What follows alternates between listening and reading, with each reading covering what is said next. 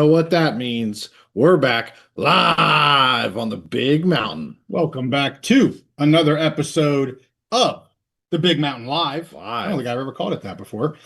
But you know what? We got the producer back in the house. We got Steve in the house. It's like football season again. There's no thunder, snowing, lightning, and snowing at the same time. We had lightning, wind, thunder, snow. It's been a crazy time here in Pennsylvania for the past, I don't know, week or so. But you'll have that in the spring, Steve. How's life been? Things are good. Things are good. I'm excited. You know, we missed the live show 1 week due to weather, and so I'm ready to hop right back into it. Well, fortunately, we were going to have Immaculate on last week, and we had a massive power outage, so just zero connectivity until about, I don't know, 11 o'clock or something like that. And then, fortunately, he's able to come back this week. And I have been looking forward to a conversation with Immaculate because we had the roundtable a few weeks ago, more congressional talky talk going on. And yeah, I mean, I want to hear what he has to say about it. And he's been tickling my interest for the last week or so. He's been talking Penn State on Twitter, so I'm interested to see what he has to say tonight. But we'll kick things off with him. We are going to have a call-in show. I tried to get that out on X. We were going to try to do that again last week. So we've done a couple of these in the past. So if we have any viewers, dwellers, new people to the show that want to call in and talk college football or sports, or I don't want to say whatever, because we do have a limit of things that we'll talk about, but we'll get that phone number put up here shortly. You will have to call in. You have to put in the ID and the password and all that kind of jazz. We'll have you muted once you come in. And we'll get to you eventually. I'll probably just use your area code as to, who we're pulling up next. Love it. So you can start getting in the queue here, but we're going to bring on the one, the only, the wolf of governance, as we have deemed him on this podcast. Immaculate, welcome back to the Big Mountain. Gentlemen, good to see you again. It's been quite a while. It's been too long. It's time just starts flying when you're having fun and when you're having storms and all of that. And how's life for you, man? I mean, I hear all these stories about the storms, and then as a reminder, I live here in Arizona, so I don't necessarily know what those are anymore. When's the last time how many years has it been since you've seen snow in person? Funny enough, back when I lived in Louisiana, and that was like 2012, 2013. That was unexpected. I wasn't expecting snow in Louisiana to come out of that same sentence, but wow. Okay. I thought maybe, he took a vacation to Tahoe at one point or something. Born and raised in Iowa, but the worst cold I ever felt in my life was in Louisiana. Wow. Oh, holy cow. Look at that. Yeah, that's right. Well, but anyways, that's a whole other story.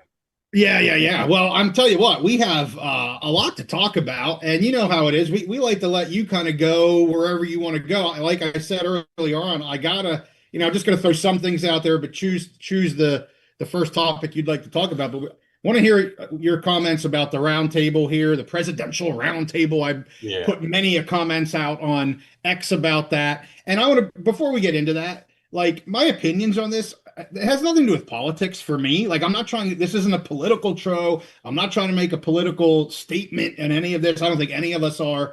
But just because I like or don't like something isn't political. Like, it just is. I don't get it. And I'll give my opinion. Those that follow me will know that. And hear it with you with governance. Want to hear whatever you have to say. Immaculate. Where would you like to start? We can start with that because I won't really have too much to say about that. Okay. I think that it's okay if some people decide not to go. I kind of think the important part about that would have been everyone else that's in the room and not as much the president. So I personally would have wanted to be there for that if I was in that position, but each has to make their own decisions. And if someone has a reason not to, got no problem with that. It's free choice. I just think it drives the attention on this subject. Like, we talk about it a lot. We think it's huge and big, but most people don't have a clue. They're not following this stuff.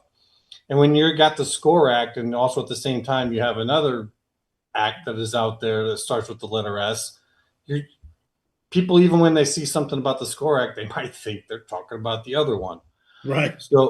So I think that by him doing that, because he's either loved or hated, it brings a lot of people's attention, even people that hate it. I mean, they're all talking about it. So I think the importance is just that, and that's it. It brings a lot of attention to this. It brings a little bit more pressure to people who are in Congress to be like, hey, we can't just quietly sit over here, because what if this guy does put out an executive order? What if it does go to the Supreme Court? Like, that's kind of them giving up some of their powers. So that's about the most importance, I think, is that it dials up the attention on this by a considerable level. I certainly get that point, and I understand that point, and I appreciate that point. I just sometimes it can get a little, I don't say dramatic, but Dog and pony 100%. yeah, You're not wrong. just like it while it's bringing like you said, it's bringing attention to something that we all have been following. We think it's important. I guess I view it sometimes. Maybe this is political. I don't know. Correct me if I'm wrong, but like the way it's being done is more for PR than it is to actually get something done. And I don't know what good it does, but I totally get your point on that, Immaculate. That hey, maybe it is bringing this to the attention of people that really it hasn't been in their attention before, and why it truly is important. And it's not about paying athletes per se. It's about like the entire structure that is collegiate athletics. I guess just, as I listened to a little bit of it, I didn't listen to all of it. I just couldn't do it. Yeah, I didn't listen at all. and being guys that are in it, and you're in it even deeper than I am for sure. Like it was almost frustrating to listen to, because you've got, the president of the United States with all of these high level, whether it's, everybody saw the list. It started out at 10, then it went to 20, and I think there was like 80 people in the damn room. But be that as it may, like just kind of the ignorance of the questions and what reality is, and the blame game. I'm like, what are we getting out of this? So I kind of wishy-wash between like your thoughts about it and bringing it to the forefront, which I agree with you is good. But at the same time, like just the frustration of the dog and pony show that it kind of became. I'm torn. I'm just torn with that. And it is what it is. I think you're both right at the same time. Okay. I think what Immaculate's trying to say is basically any publicity is good publicity. Yeah. Getting it out there, having people discuss it. But at the same time, if you look at the actual event, you can also say it was almost pointless. Like it was a big waste of time, except for the fact that it's getting it out there. Okay. I think you're both right. Okay. I mean, I agree with them. So I'd say we're both. I mean, I think that the actual event, whatever it was, an hour or whatever, like there's just not much you can get done there. I think the real work, if something was to come out of that, would come later on. All these people who got into the room together, this is how this kind of works in life. Is like you get there, you got the big show. Some of the people said they didn't even realize it was going to be live in front of the news. Yeah. Like nothing's really going to be done there. Everyone's right about that. Where something might actually come together is when those guys go meet afterwards for drinks or for dinner, or you know what I'm saying? Like, yeah, you kind of want to be in the room to like rub those elbows and be like, hey, let's go talk this. Hey, because the most important people in the room was everyone, in this case, but the president. He just, kind of brought it together, and I don't know. Yeah, he was the conduit for it. Or like whatever he has to say in it, it's just kind of like, man, if you have sorry for anyone who's like a real big fan, but if you have a mute button, you could push it at that time, because I personally don't think he really cares that much on the subject. But what I think he would love is to have more connection to the universities, and that I'm not going any further down that. Okay. Hole.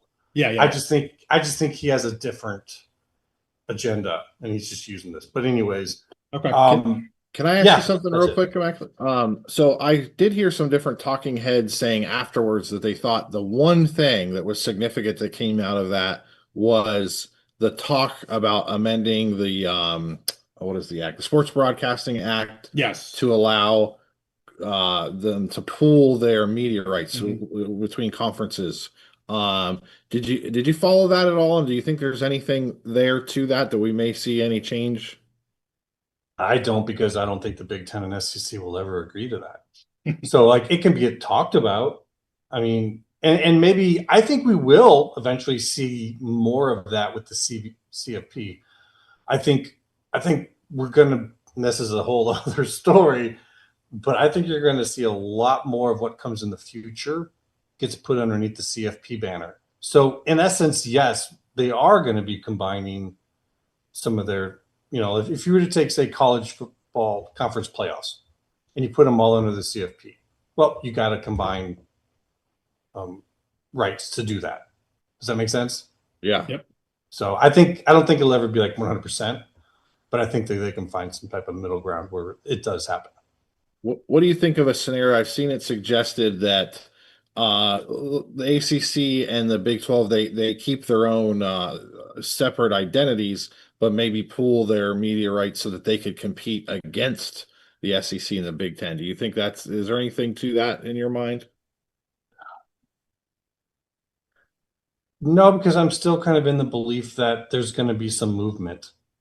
So when that happens, and what I think, and I could be wrong, what those two conferences become, it's kind of like you look at those two conferences and say, do these look like bedfellows to you? Not really, no.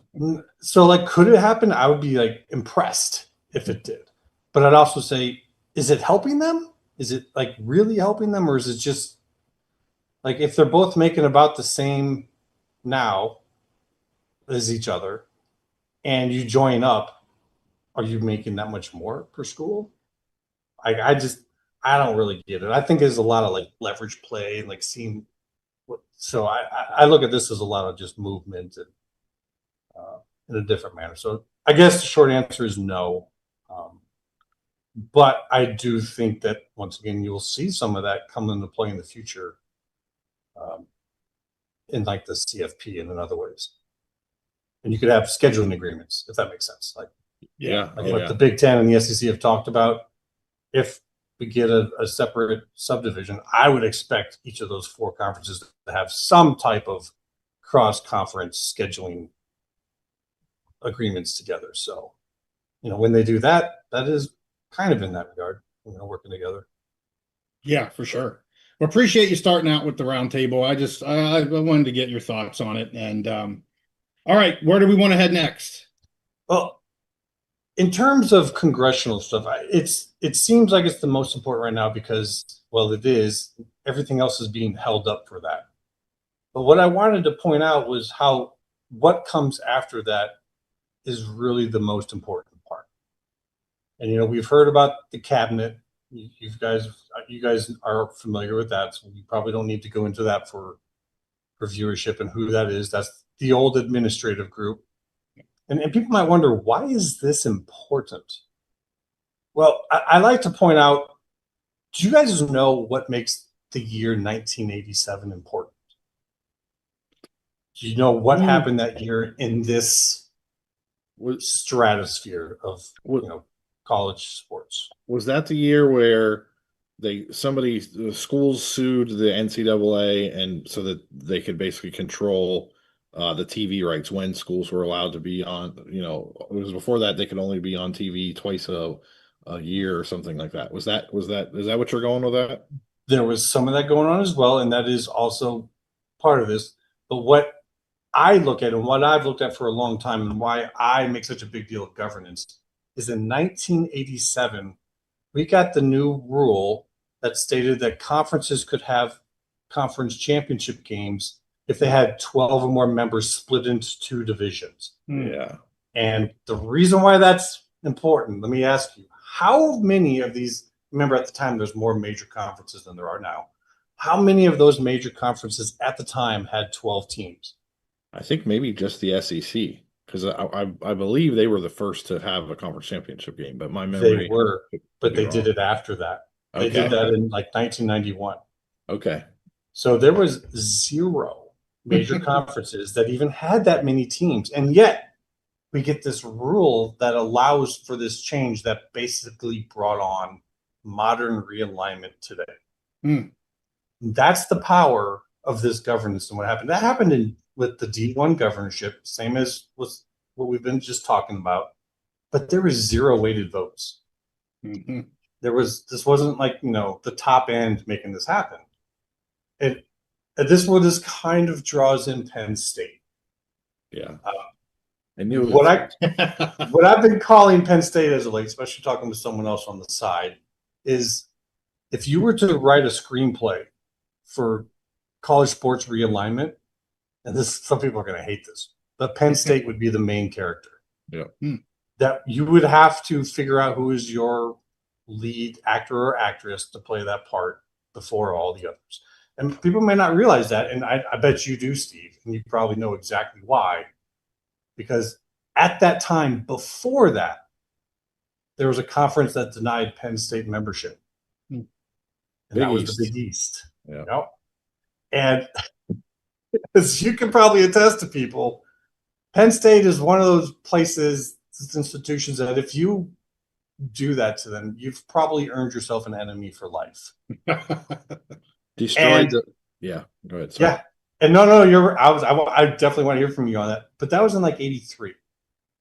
4 years later, you got all these other schools who was just like, hey, for some reason they created this. And soon afterwards, all those major conferences start to grab up schools, including Penn State, who stops trying to tear apart the Big East. Mm-hmm. Kind of got to wonder if those folks really regret that vote. Well, imagine if they would have just made the rule 10 schools instead of 12 and how much of a difference that would have made. We would have not had realignment. Yeah. It was literally to get one of the conferences to pull in Penn State. In my opinion, they were that rough on that. They were trying to create the Eastern Conference. They were trying to pull, your Syracuse, your Pitt, and it almost worked, but you guys wanted uneven payment. Yeah. So that's what I like to point out to folks for this governance. Why it's so important is because it comes first. Yeah. After that, you had Penn State join the Big Ten. You had the SEC take South Carolina and Arkansas in order to be the first that can do this. You had the ACC replace South Carolina with Florida State. You had the Big 12, which there's another crazy situation. They were just going to add 2 to get to 12 or to get to 10. I think that they were going to look to add from somewhere else, see who they could pry loose. But Baylor and Texas Tech ended up taking those last 2 slots. So everyone moved after that. Everyone. And the only ones that didn't were the Big Ten and the Pac. And they waited for what was like, we're talking about like 13, 14 years. Mm-hmm. Mm-hmm. That's the power of Notre Dame for you right there. But, yes. And my fellow Big Ten fans are still obsessed with Notre Dame and bringing them in today. That's what we hear about the most. Oh yeah, and that's why people need to understand though why that's pretty much dead in the water. Because think about how long they waited to move forward, how they got held back because they tried so hard to get Notre Dame at that period of time. Mm-hmm. Mm-hmm. So that's why I say people's like it's pretty much dead. This has been going on for years, and so they got Penn State. They were going to try to get Notre Dame to go with. Didn't work out, and it kind of leads to like a whole nother story to go down. I don't want to do that with you now, but that's kind of where Penn State and Florida State are connected to. If you notice, they moved at the exact same time. So. Yeah, we've discussed this a few times. I always say Penn State was the first domino.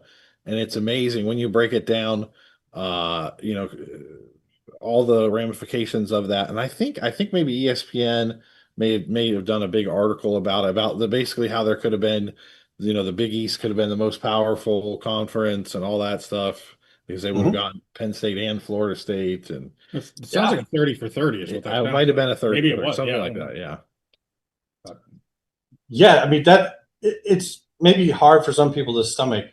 But that's the truth about Penn State is pretty much for good or for worse, everything that we're into right now in realignment pretty much stems from Penn State. Whether it's with the Big East, with the Big Ten, getting that rule passed so that they would not try to tear apart the Big East. Because I think everyone got scared when it didn't pass because they wanted uneven revenue distribution.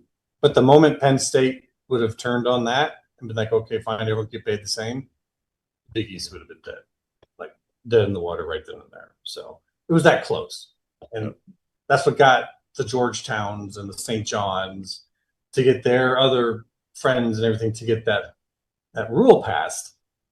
So that way, then the other conferences could come and swoop up Penn State. I find that to be just a hilarious story. and when people wonder why we talk so much about governance, it's the example that should just always be used. And I don't do that enough. Yeah. But it's kind of the proof positive, like that's how they work. You got to get the rules first. Yeah, and then sometimes when they make the rules, this is a good example of the rule of unintended consequences. They did that to save the Big East, and it ended up being the first domino in what killed the Big East. Yeah, 100%. Ironic. It is truly ironic what ended up happening. Those folks just, no one saw this. No one saw what was going to come out of it, and that's also a part of this. Is like you really can't see everything that's coming. We just kind of talk about it in general terms. Yeah. And I personally think that if whatever happens with either congressional action or them doing an agreement with the players, whatever becomes that solution on that level, well, as soon as that's done, you're going to watch this cabinet group go to work. And whatever they create is going to make the next era, the next age. Like what we're talking about right now is that age from 1987 until the present. And the moment this governance finally gets the chance to happen, things will be that different. As it was then till now, it'll be that different from when that happens into the future. And right. Much of that is like unpredictable, but it's going to be that big of a deal. I appreciate it. Immaculate, we're going to have to let you go so we can get a couple other callers. But before we do, we've asked you before. It's probably been it's maybe been a year ago where we were kind of having this discussion. We were kind of picking on how much we thought governance was going to happen, or not governance, congressional action was going to happen. You and I were trying to pull Steve a little bit to the 50-50 side. I think that rope has snapped back now. Steve is back to where he has kind of always been on this. I just want to hear from you, in a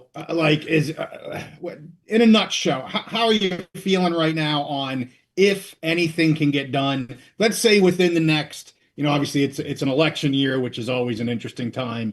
2 years till the next presidential election. Yeah, I mean, that's a good idea. Do you think anything can happen between now and the next presidential election? I guess I'm probably in the 50-50 range too. Okay. Maybe at most 60-40, just because I think there's a lot more attention on it now. It's been the roundtable. People saw that, they heard from all these leaders, and there supposedly are now working groups that do include student athletes in them. Okay. Which is what a lot of people wanted to see. Yeah. Understandably so. So I just think that's where something could come about. I think what we have seen in Congress so far probably won't be whatever actually works, but we could still get something from there. And if not, I think these guys are just going to kind of work out an agreement with the players themselves. So I don't know, man. It's kind of a toss up at this point in time. It's pretty tough to be able to see, but they got some camouflage there in Congress from other bigger things, so maybe they can sneak it through. Yeah, that's true. Well, I have a quick follow-up question to that. Just what you think was the best strategy? Do you think that the best strategy is to continue with this SCORE Act and maybe make some changes that'll bring some votes, from the other side of it? Or do you think it'd be better to do some nibbling, do the little thing, have an executive action, maybe amend the sports broadcasting act, like take a couple little bites instead of the big package that they have going right now? What do you think is the kind of the best path forward? I think you might be on to something there. I don't think a broad overall executive order is a good idea, because then that gets pretty easily shot down, right? Like baked at the court, it gets hit down, boom, you're done. But if you do a whole bunch of little ones, well, now you got to do a whole bunch of little court cases. So maybe that's the route. You do a couple little things, take care of a couple of things that might be a problem in Congress, so that way you can get something that could get passed. I don't know. At this point in time, all of that's just a little beyond my pay grade. I don't know how that's going to end up going in the end. That, to me, what would have made sense to happen should have already happened, and it didn't. So we're in true political realm now, and that's pretty hard to predict. Yeah, for sure. Well, hey, thank you so much for joining us again. We will have to have you back on when it's maybe not quite as long in between hits here, but thank you so much for joining us. Absolutely, guys. Appreciate it as always. And if you want to dive into that little thing we started to set up there, that it's a pretty long conversation if you want to do that. But always enjoy talking with you guys. Awesome. Thanks, sir. Have a good night. Thank you. Awesome. That was great. All right. There he is, the wolf of governance. I got to take a little trip down memory lane, and you really like that. I razz you sometimes. Yeah. I mean, it's not really razzing you, it's the truth. Penn State started this whole thing. Yes, I have. Well, and actually, in fairness, as Immaculate pointed out, that governance structure changed the rules, and then Penn State was the first domino, so to speak. Yep. But the impetus behind that, was governance changes. Yeah. And with unintended consequences. And that's, we always want them to change these rules or make something better. Yeah. And so they come up with a rule, and here we are. That was 1987, I think he said. And here we are 2025, and we're still living with the consequences. The dominoes are still, it's like when you set one of those things up all through your house, and then we haven't even gotten to finish it's not going to stop, and really, it was bound to happen. It's change. Yeah.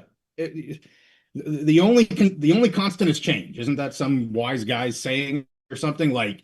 Yeah, but I think, but I will say, Immaculate makes a great point, because it was not going to just change. It took that was a catalyst, right? Oh, sure. Of the massive change, of them changing. Because if they didn't change that rule, we may not have had as much change. We'd still have regionality. Yeah, probably. Literally a lot of things. It's the butterfly effect. Who knows how different it is. But that was a massive. There was two things. One thing that I brought up was they took the NCAA to court so they could broadcast games nationally. Yeah. And then his point there of changing the structure of the rule to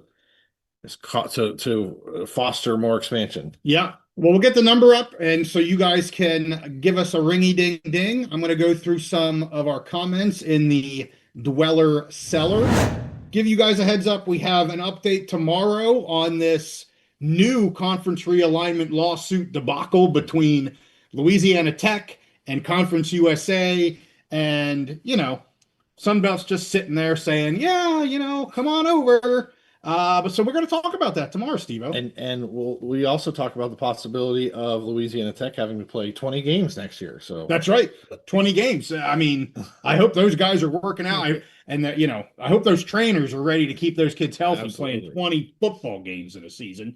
But no, we'll drop the discussion on that. We don't deep dive into the lawsuit. We just kind of talk about how things began, where they're at today. Briefly talk about the lawsuit, where we think things might head. And that'll be fun. And then Monday, Steve. Yeah. We've got a really fun episode. Mm-hmm. And I'm not going to say a whole lot about it, but it's about Big Ten possible expansion. That's it. I'm not going to say anything else. I'll just say it was fun. It was a fun exercise. It's a fun exercise for Big Ten possible expansion. So that'll drop on Monday. Let's hit our Dweller Cellar. We've got Steven saying hello. We've got Callan, we've got Moses, one of our members. We've got JEH saying hello. Brad is here. Tyler's here. Las Vegas Larry with the happy hump day, fellas. Jared is here. JEH is reminding everyone, Fire Barns. Oh, yes. We talked about that. Was that 2 weeks? 2 weeks ago. 2 or 3 weeks ago, yeah. Been a little bit. Yeah. And then I did clip that discussion that we had. I think it was 2 weeks ago. I did clip some of that discussion about the whole was it blueprint and the just debacle that's going on right now. Immaculate said hello to everyone. What else do we got here, Steve? Tyler's in the house. That's right. Rumbling says I'd be a little concerned if he was knowledgeable about this and not more important stuff, speaking about the president when we were talking about the round table. DJ in the house. I think the only way the media rights deal comes to benefit as if the P4 break away and they sign their own media rights as a 4 conferences together. I mean, that would make sense. Almost like a professional league. Like they're going to break them away and do their own thing. I still kind of think, and Immaculate threw a little bit of cold water on it, but I still think there could be an avenue, and he made some good points. He didn't just dismiss, he made some good points, but I think there could be an avenue where, the Big Ten just wants to do their own thing, the SEC wants to do their own thing, but maybe you get some other conferences that want to pool their rights together to possibly, get a better deal, have a little more bargaining power, and things like that. I think there would be a possibility there, but I mean, even like a G5, G6, pulling their rights together, it'd be interesting. And with that, I was thinking not so much the media rights, but you also we got into a little bit of scheduling agreements. And I still think I'm kind of waiting, and I don't mean Big Ten SEC. Sure. I'm talking like G6, G6. Yes, like, absolutely. I'm just waiting for it to happen. Like the time is now. Like if I'm the Mountain West, I am calling the American or the Sun Belt, and trying to work out a deal where we have, whatever that looks like. Right. And if I'm the Pac to the American or the Sun, like I am trying to make that work. Maybe the MAC and Conference USA, like we got 6 of them. Yep. Let's make 3 pairs for crying out loud. Like I would be shocked if we don't see something like this in the next year or two. Like it only helps strengthen them, I think, in my opinion. Yep. Or Steve, is it counter to their wanting to be more regional? No, wanting to be a part of FBS as a whole. Like if they create scheduling agreements with the G6, does that then create a bigger separation? Because it's taking some of their out-of-conference games where they want to get P. I don't know. I'm just throwing things out there. No, I think that's interesting. And what I'll say is I think they could make it work both ways because the Mountain West will play, 7 league games? Probably play 8. 8. Okay, well, even then, 8, that means there's 5 or 4. Well, for 8, there'd be 4 other games. You could just have a 1, like you do with Sun Belt, where it's where half of them go and exactly. And then you'd still have 3 other games where you can either go play at a P4 team or whatever. I don't know. I'm a little surprised, especially with the American a year and a half ago with some of the things they were doing. In my opinion, on the forefront of some of this NIL stuff, we're still trying to get Tim. Is it Pernetti? The commissioner on the channel. I've been in contact with the American. We're trying to get that lined up for April. I think I just saw news that he re-upped that he's staying with the American. He is staying with the American. It might have caused a little delay if they were in contract negotiations. Correct. Yes. But yes, they just announced maybe yesterday or Monday that, and I think he even put out a statement, or the American put out a statement from him yesterday, with him thanking the NFLPA and yada, yada, yada. And, he's staying where he's at for now. I think, and they've had a great year this last year. A year ago we were talking about their rebranding and all that stuff. Yep. And some people poo-pooed all you did was change the name a little bit, but it really was bigger than that. I think it was, yes. And at a time where like the whole, patriotism, all that stuff is really being used for marketing. Yes. And they were able to do that, leverage that, and have a really good season on the field. Mm-hmm. They've had a good year the last year. They got a freaking mascot now. Yeah. Soar the Eagle, for crying out loud. I mean, the Mountain West could have, let me think about this. I don't know. I'm going to say something stupid. But yeah, I mean, so we'll see.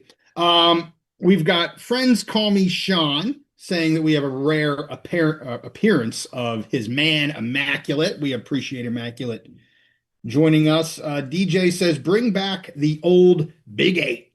Yeah, yeah, yeah. That's basically the Big 12. They had the Big 8. Yeah. The naming of conferences has gotten a lot more unique now than Yes, it was back then. for sure. You had the Big 8, and they stole, if I remember correctly, 4 teams from the Southwest Conference put together to make the Big 12 for the reasons that Immaculate laid out. They needed 12 people. Right. And they made a new rule that you need to have 12 people, but the poor Big 8 was still just called the Big 8. So Oh my goodness. All right. Well, we got the phone number up. We got the meeting ID, passcode, all that kind of jazz. All right. Nobody in the waiting room yet. So I did want to quickly talk about Mountain West basketball. Okay. I did an episode on that Monday. We have a lot of teams in the NIT, 5 teams in the NIT. Only one made it to the big dance. That's Utah State. I like their chances to win in the first round. I really like them. The game's in San Diego. Villanova has to cross the country. It's not a late game, but I like Utah State's chances. I think the line's like 1.5. When I recorded it, it was 2.5. When I actually bet it yesterday, it was 1.5. So I liked it even more. Yep. And NIT, Wyoming and UNLV, the 2 unranked teams in NIT, played last night. Wyoming lost. UNLV won. And we've got 3 games tonight. One's going on right now. And so Hawaii, they don't play basketball in Mountain West, right? They're in the Big West right now. They'll play in the Mountain West next year. They made the tournament. They're in the tournament. Yeah, they were the Big West champion. Yeah. They play, I believe it's Arkansas. I think it's a 13-4 matchup.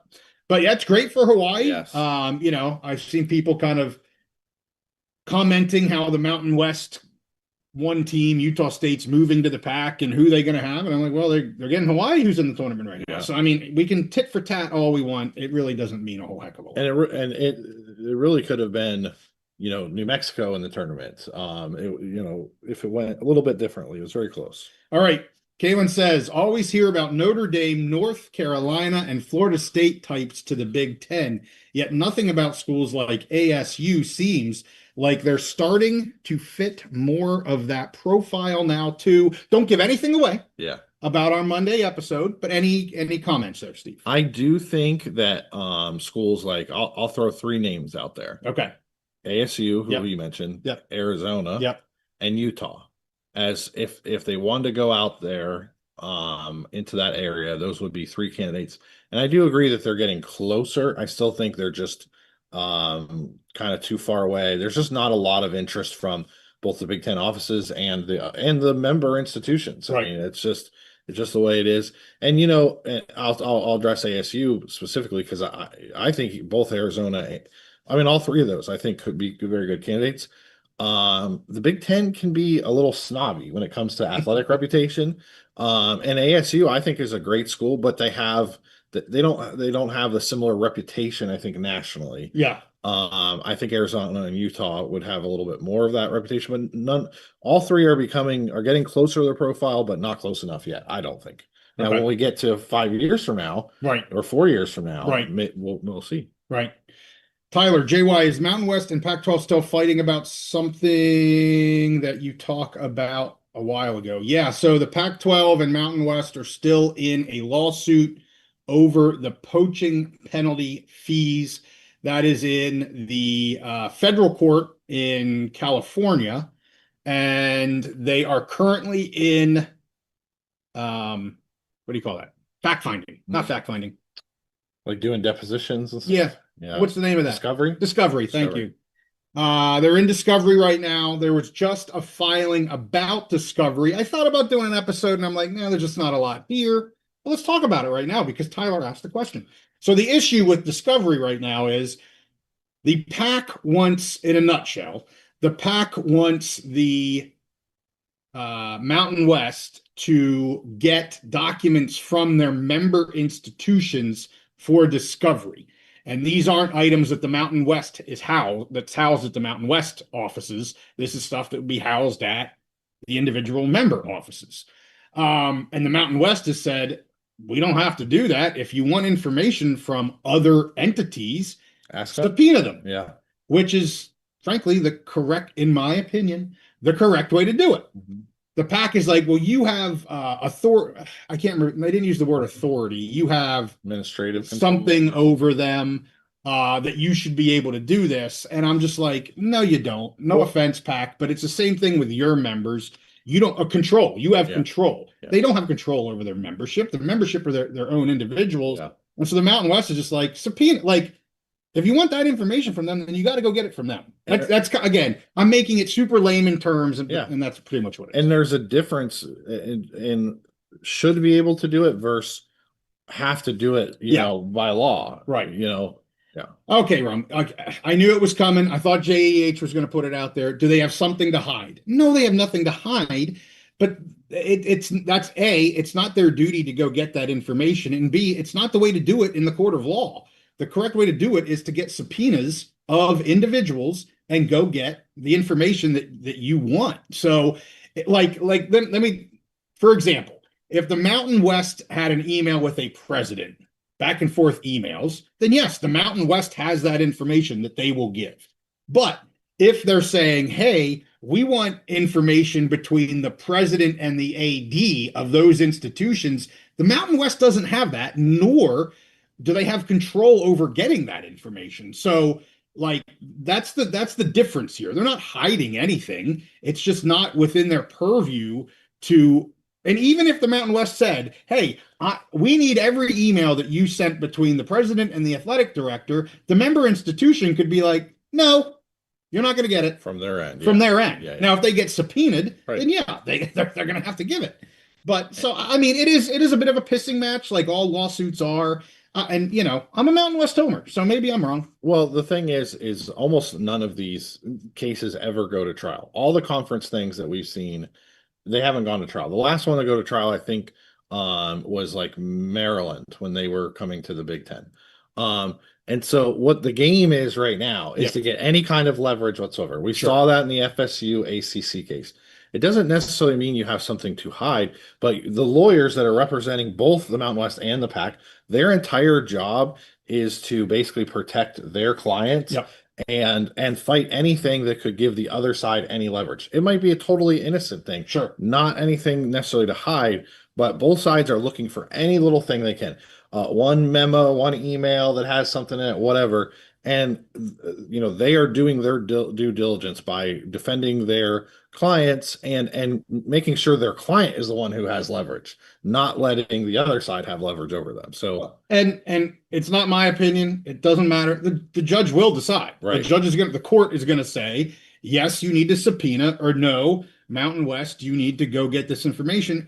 But even if they say go get the information, I don't think the members have to give it to the Mountain West. Right. But I'm not a lawyer, so there's no control there. Yeah. But I don't know. I could be wrong. And the thing is if any fan out there, whether they're a fan of Mountain West or the fan of the PAC or whatever, if they were in this situation and they were in litigation against someone, they wouldn't just say, hey, come into my house, here's my password to my email, get whatever you want. Sure. No, they would fight that at every level. Right. Each side would do the same, assuming they have a lawyer that's worth their salt. Sure. Right.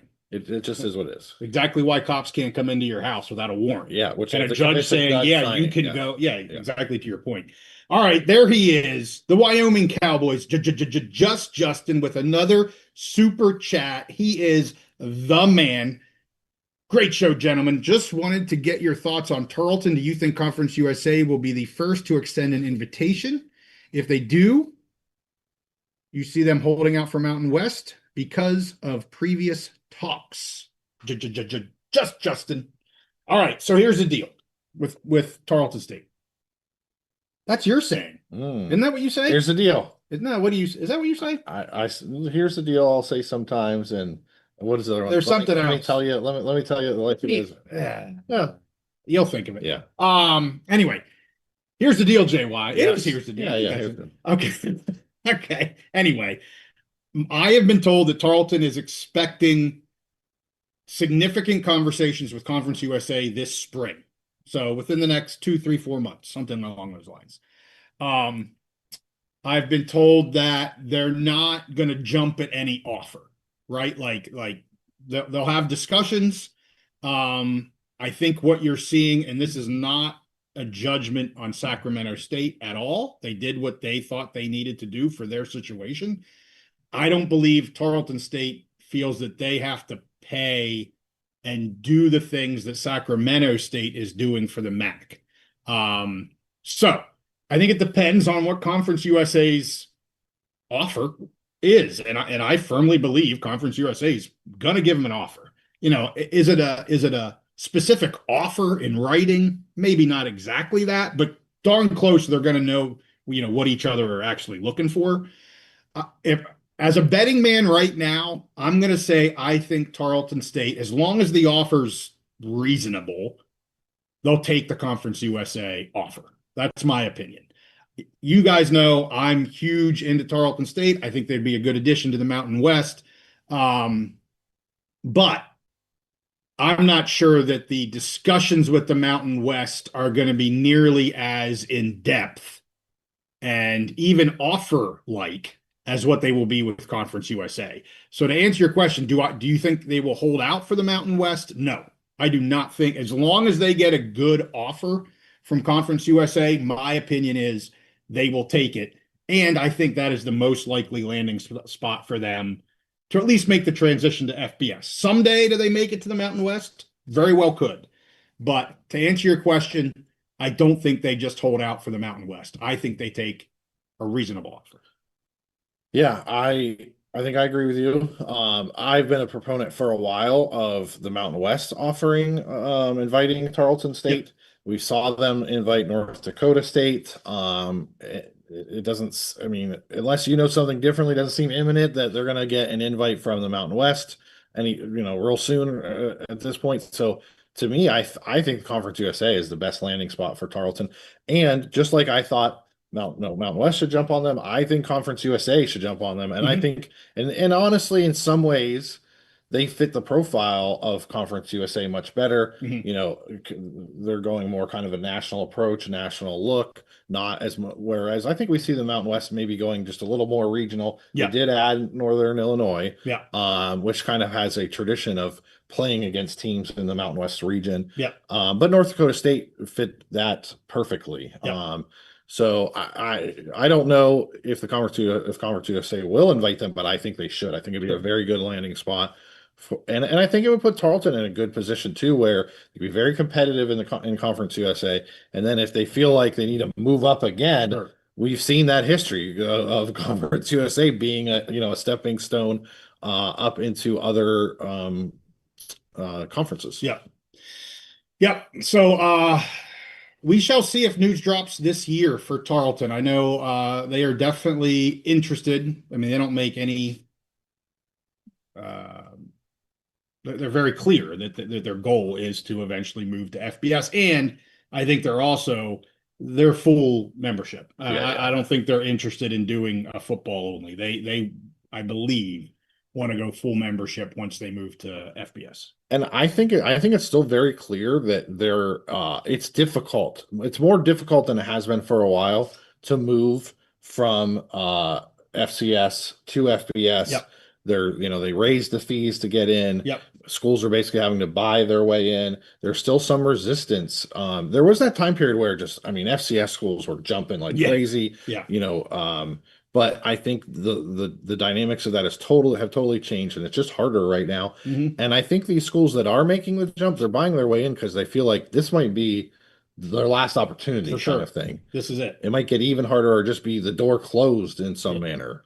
They certainly, some of them feel that could be the case. Yes. There's no doubt. I mean, I think Dr. Wood was very clear when we spoke with him that now or never. It was now or never for them. So, and everybody has to make up that decision for themselves. I just want to say along with that, I see we have a caller, so I'll get to the caller here in just a sec.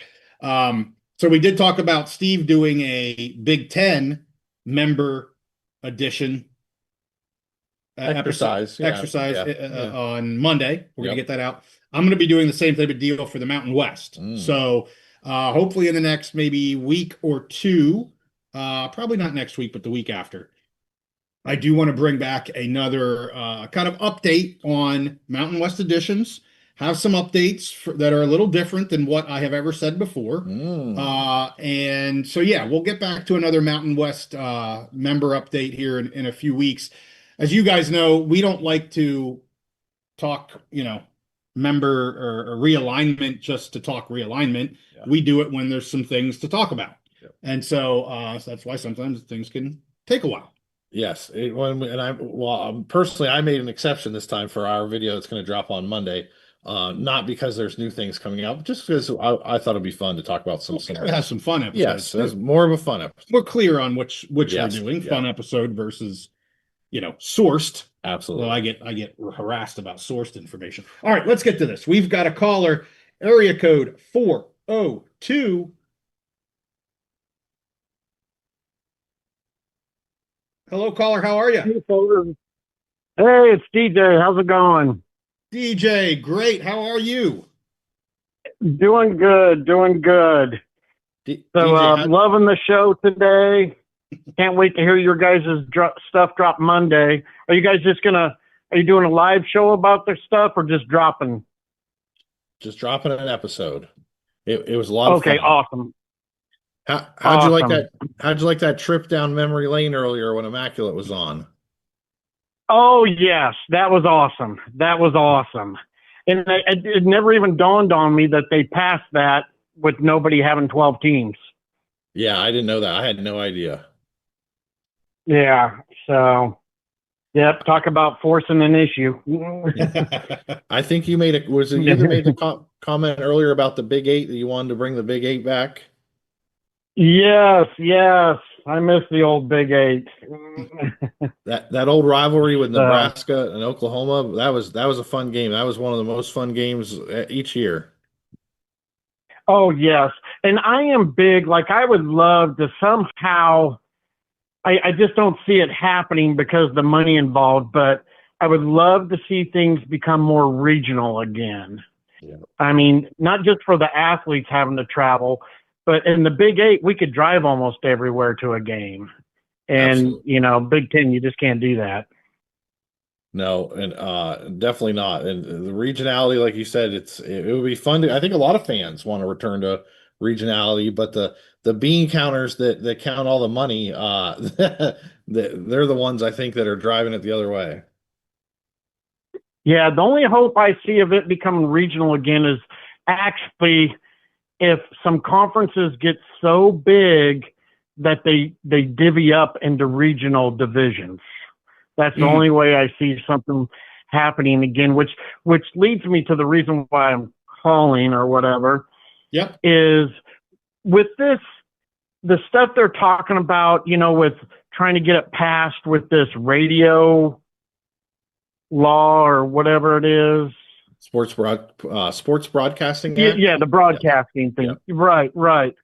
I just don't understand because I've been hearing people say, "Oh, then all the teams can combine their media deals into one big one," but that's so opposite of what you've been hearing prior because you've been hearing, "Oh, the Big Ten's going to kick so and so out because they don't bring value." The SEC is going to kick so and so out because they don't bring value. So, I mean, if you guys know when you start itemizing a bill, the bill seems to grow. Yeah. So that's why I don't see this having a blanket for all. I don't know how many conferences we have anymore. 9, 10. Why would the Big Ten, and I'm just going to put air quotes here, want to drop Maryland because they bring no value? But then, oh yeah, we'll partner up with Louisiana Lafayette. So I guess the big thing doesn't make sense. Put air quotes here. Oh, we had an echo. You still there, DJ? I can hear you. Can you guys hear me? Yeah. All good. So can I take a crack at answering your question? You bet. Okay. So I'm with you. Well, I've gone on record. I don't believe the Big Ten is ever going to kick anybody out for a lot of different reasons, including, how the Big Ten prioritizes academics and research universities. And yeah, Rutgers not good at football. Maryland's not good at football, but they fit the Big Ten profile in so many other ways. I don't see anyone getting kicked out of the Big Ten. They carry a lot of pride in that. I mean, you're a Nebraska fan. There was talk when you guys first joined because you lost the AU status to which is really a technicality.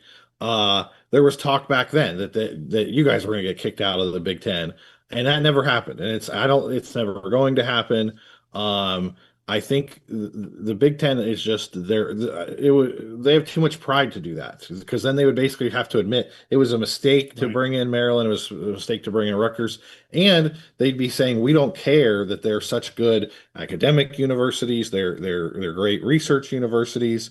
And then you have basically the Big Ten Research Consortium, which we talk about the big money in college football. Well, the money in research that is shared in the Big Ten, that money dwarfs the money that they get from Fox for their TV contract.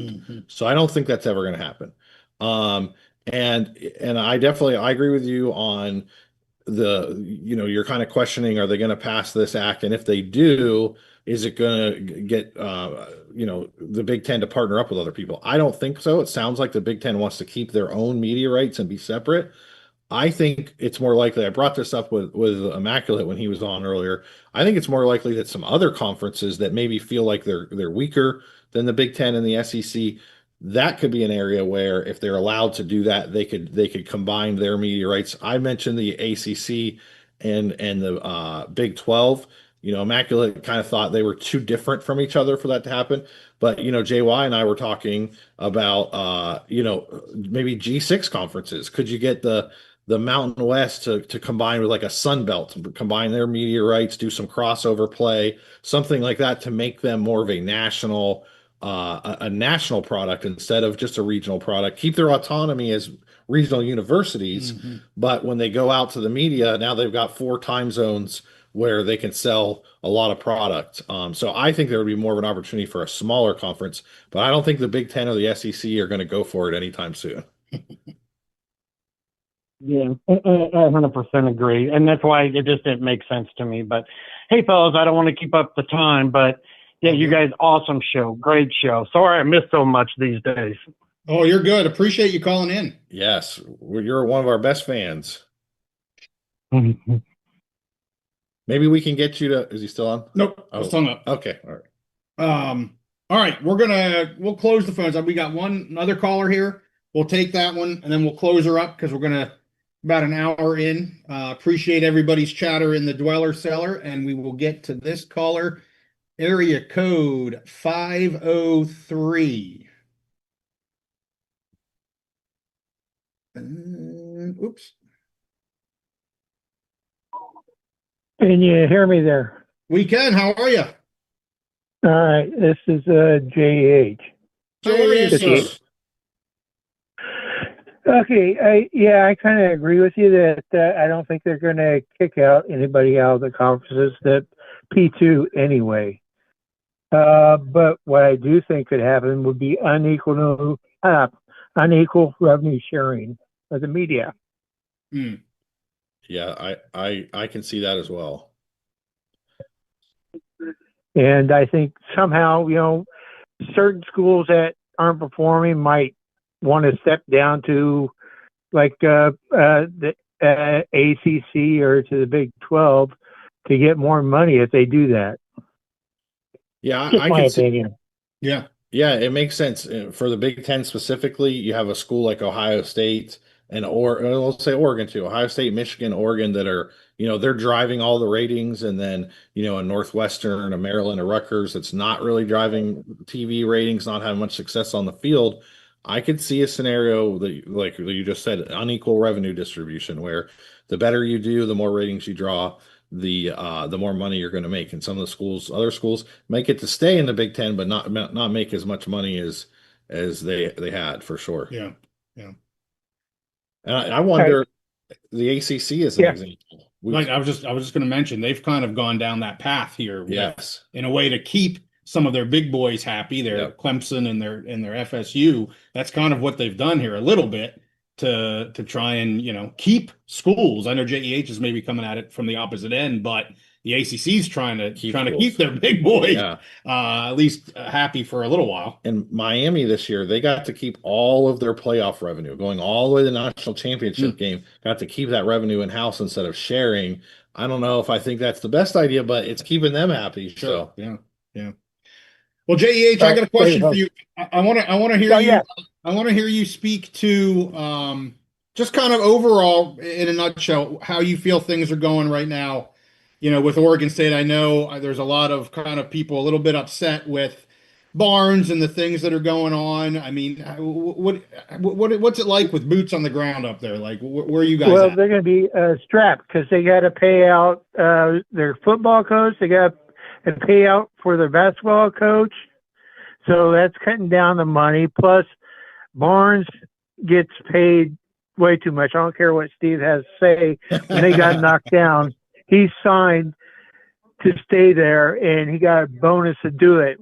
When your company is not doing well, if the boss doesn't take a little bit of a cut in their paycheck, he's not showing the guys that he's going to be hurting that he's part of the team.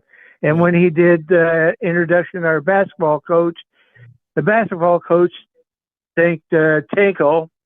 Barnes didn't say a damn word or a damn thing about Tinkle. Tinkle put out in the Oregonian a thank you to Oregon State and the fans, and Oregon State didn't do a damn thing to thank Tinkle for his 12 years and final 8 appearance in the NCAA. Yeah, I saw people posting. Maybe it was you, or maybe you commented on one of my posts on X about that. I saw a lot of people making kind of a big deal about Barnes not really. He didn't mention Tinkle at all, which is it's a little disappointing. And what was another bad thing he did is when he was still hasn't announced new coach. Tinkle was coaching his last game in the West Coast tournament. Tinkle sat right behind the team with the search firm right behind Tinkle. Oh, wow. The WCC had to ask them to move. Jeez. JH, I got a quick question for you. What would you like to see in a new AD? I suggested when we talked about this before, maybe someone that's younger, has a lot of drive and passion, and is comfortable with the new era of NIL. Do you agree with that line? Maybe bring in like a younger. Oh yeah, somebody has a little bit of business knowledge, and also is not afraid of the social media either. The Oregon State Twitter account has gone silent for almost a year now. Wow. And like complete opposite Barnes way. Doesn't do anything social media or anything. Yep. That's a huge deal for sure. So, well, hey, JH, appreciate you calling in. Always good talking to you. All right. Later, guys. Bye. Take care, buddy. All right. Awesome. 2 great callers. And of course, the wolf of governance, Immaculate, starting things off. I mean, 2 of our OG followers, 2 great guys. Maybe we don't always agree with JEH, but the guy, his passion, his love of sports, West Coast sports, Pac-12 sports is obvious. Well, and like I say, and this is what upsets me on X all the time. It's right and wrong. Like nobody wants to have a daggone discussion. They just want to tell you how stupid you are, or how much. You're saying everything that I want you to say. You know what I mean? It's like, and I'm not necessarily trying to say what people want me to say. I'm just giving you my opinion. And JEH, he's like, he can disagree with me, and I can disagree with him, but that's okay. Great. It's called being an adult and having a discussion. Yeah, continuing to have discussions and communicate.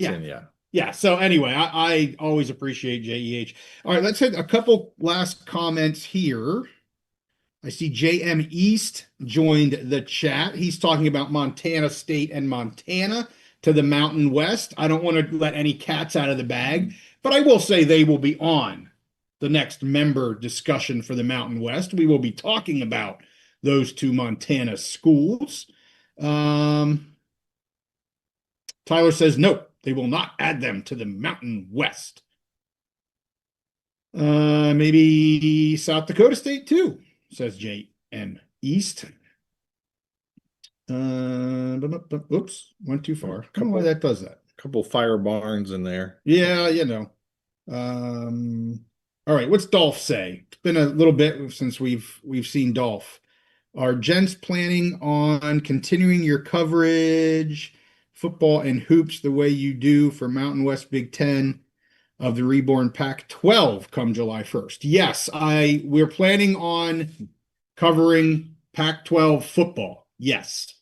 Probably not Pac-12 basketball. Because I'm not a big basketball guy. Yeah. And B, because I'm not a big basketball guy. I did more basketball coverage, or we did, this year than ever before, and it was kind of fun, but it's not certainly not my passion or my number one sport. And yeah, I think it's fun. I talk about it a little bit or whatever, but like I don't even cover Big Ten because there's so much going on, so many teams. We started the show as a college football podcast, right? So we throw a little every now and then. You let me talk about wrestling, I let you talk about Mountain West basketball, and we're good. That's it. But yes, Dolph, we'll be covering the Pac-12 football. I will be picking Pac-12 football games because 5 of the 8 teams I've now picked for the last 3 seasons. So I know them pretty damn well. Yeah. I have to kind of get up to speed a little bit more. I picked Oregon State and Washington State the past 2 years too. So yes, we will be covering Pac-12 football. No doubt about that. The wounds are healing. For me, at least. Yeah. All right. What else? We got fire. And it's still going to be fun to follow Boise. Like we both love following Boise State. Yeah. I'm a big Fresno State guy. So. I like the Bulldogs. I've always enjoyed Boise State. Maybe I don't enjoy some of the other schools as much as those two, but that's okay. It's been really interesting. San Diego State, how up and down they've been and everything. I mean, to the point that I will be interested to see where and when the Pac-12 media days are going to be. Yeah, and if we're definitely doing the Mountain West. Right. If I can make Pac-12 work, we will absolutely be interested in going to Pac-12 media days if they'll have us. Yeah. I don't know if they will, but so have it in Vegas. Both of them. That's right. First half of the week. Yeah. Keep them in the same week. So we'll see what happens, but appreciate that comment. Even with the few haters I have on X that tell me to stop talking about the Pac. Let's see. Louisiana Tech's spot in Conference USA is Tarleton. Very well could be. Would make a lot of sense. Once we finalize one moving out, let's just get the next one moving in. Got some Rhode Island talk to Conference USA. I don't see Montana State to the Pac-12 happening, but I guess anything's possible. Because Pac-12 is a state, it's got to be. You got to have a state version of Montana State. Understand? The addition of North Dakota State really helped, no doubt. Pac-12 is supposed to have Oregon State, Washington State, Boise State, Fresno State, Colorado State. Correct. Yeah. It's the Pac-8 this year. At least for football. Pac-9 if you include Gonzaga. So, all right, buddy. Well, we're over an hour. We got her done. Again, thank you to Immaculate. Thank you to our producer back there doing what he does. Thank you for the call-ins. Thank you for the chatter. We'll be back live again next week as long as we have power. With that, hey, thank you guys for watching. We'll see you next time on The Big Mountain.